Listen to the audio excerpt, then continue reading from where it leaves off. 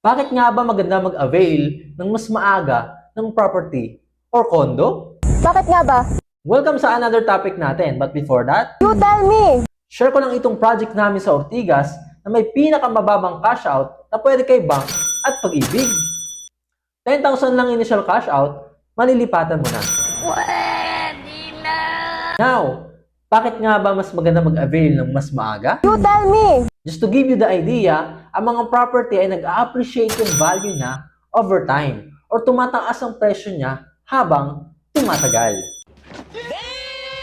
Kaya kung capable ka na, the best time to invest your property is now. Yeah, boy.